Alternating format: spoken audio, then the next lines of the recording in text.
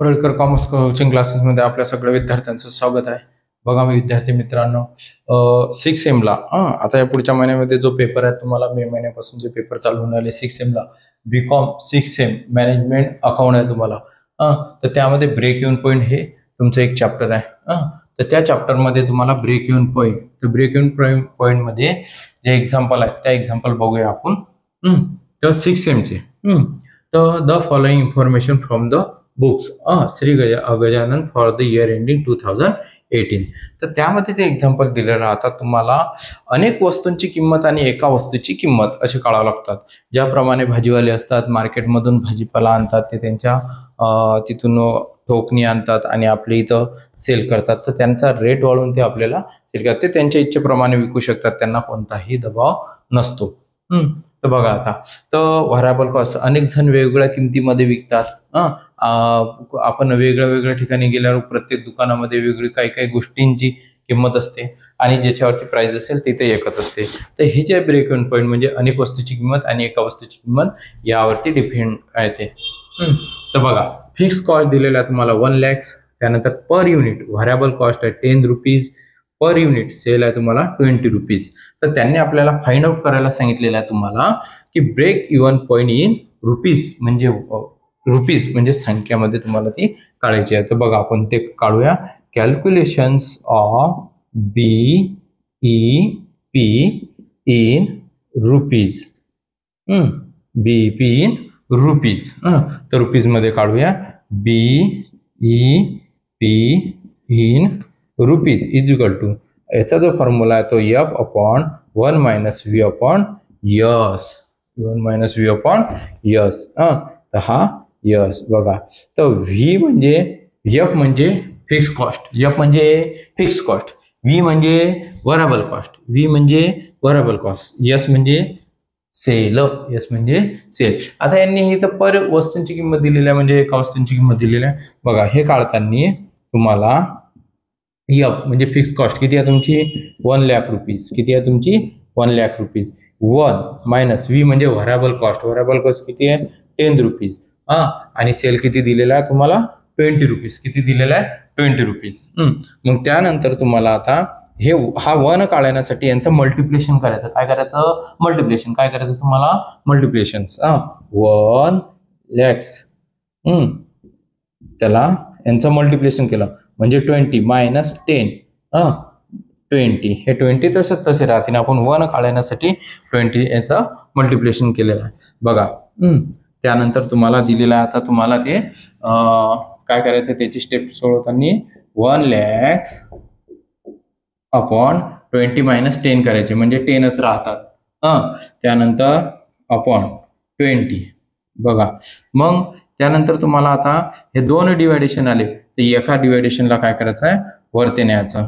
1 लाख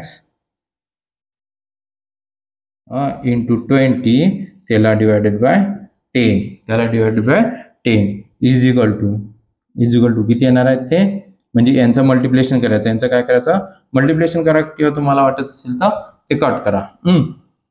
म्हणजे ते येतील तुम्हाला यांचं मल्टिप्लिकेशन करायचं तुम्हाला. मग यांचं मल्टिप्लिकेशन केल्यानंतर तुम्हाला अगर वाटत असेल तर तुम्ही इथं भाग तोडू शकता, तुम्हाला वाटत असेल तर तुम्ही नाही तोडू शकत. म्हणजे कॅल्सीवरती तुम्हाला कॅल्सीला बसल्यामुळे हे बघा 1 0 कट करायचा, हा 1 0 कट करायचा. त्यामुळे काय होणार आहे 1 1 0 कट केला आणि कोणत्याही संख्यानं डिवायडेशन केलेलं 1 ला डिवायडेशन केलेलं असेल तर तीच संख्या येणार आहे. म्हणजेच 1 लाख इंटू 2 म्हणजे हे येणार आहे तुमचं आन्सर येणार आहे 2 लाख. किती येणार आहे 2 लाख. म्हणजे आन्सर आलं तुमचं 2 लाख. हा 0 कट करा, हा 0 कट करा. 1 लाख इंटू 2 करा म्हणजे 2 लाख येते आणि त्यानंतर डिवायडेशन केलं तेच येणार आहे. तुम्हाला स्टेप वाढायची असली तुम्ही अजून वाढवू शकता, असं काहीच नाही. त्यानंतर आता आपण ही इन रुपीज मध्ये काढलेलं आहे.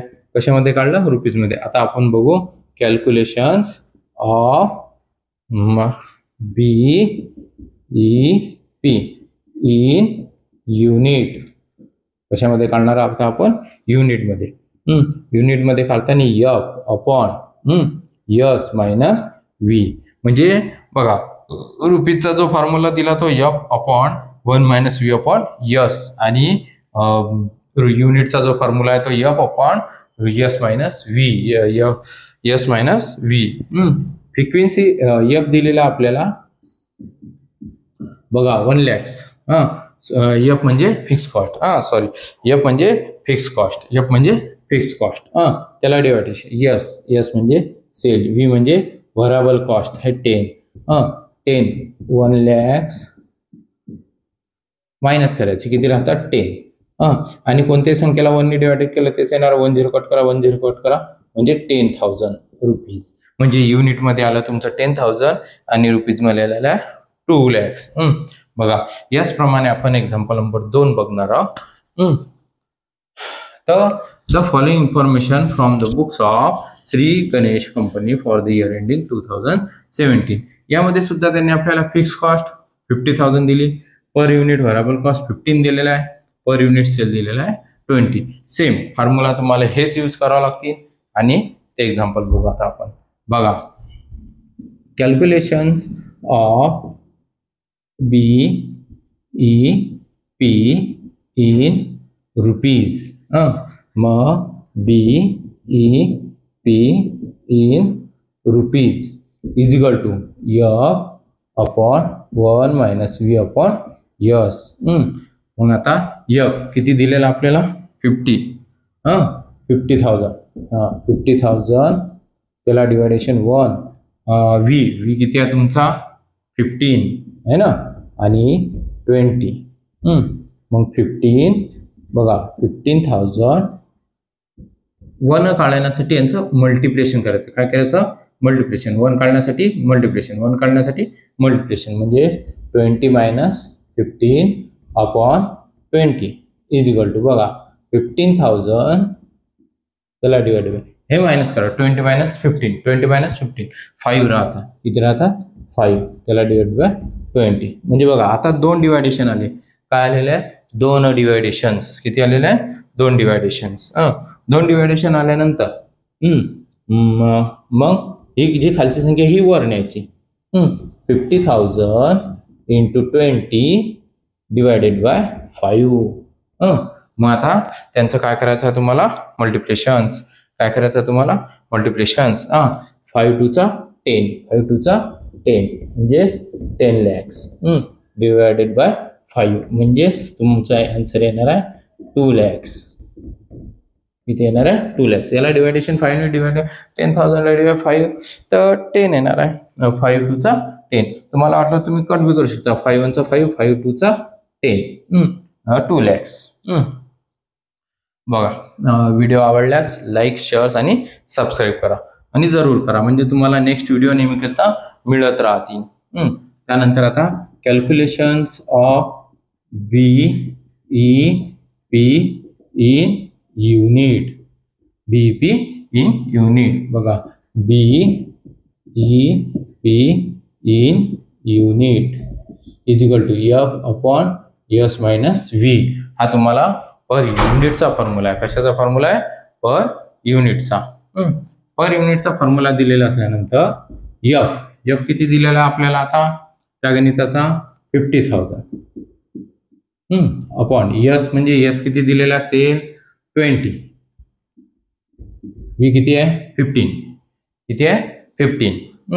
मग आता त्यानंतर 15,000 मायनस यांचे मायनस 5 आहे ना. म्हणजे आता किती येणार तुमचा 5 1 चा 5 5 10 चा 15 म्हणजे 10,000 आहे की नाही. म्हणजेच हे इन युनिट.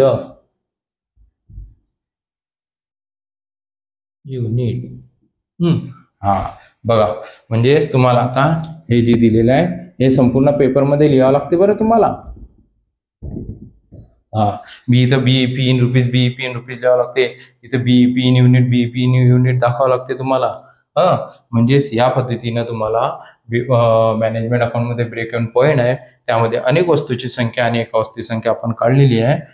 तर त्यांनी ते मला त्याच्यामध्ये फॉर्म्युले दिलेले आहे चेंज होत राहत असतात. त्यानंतर बघा F दिलेला आहे म्हणजे फिक्स कॉस्ट दिलेली आहे. V म्हणजे व्हरायबल कॉस्ट, S म्हणजे सेल. यामध्ये सुद्धा F म्हणजे फिक्स कॉस्ट, V म्हणजे व्हरायबल कॉस्ट, S म्हणजे सेल्स. पर युनिट त्याचं पर युनिट काढला आपण आणि रुपीज सुद्धा काढलेला आहे. व्हिडिओ आवडल्यास लाईक करा, शेअर करा आणि सबस्क्राईब करा, जरूर करा. नमस्कार विद्यार्थी, नेक्स्ट व्हिडिओला पुन्हा भेटू आता आपण.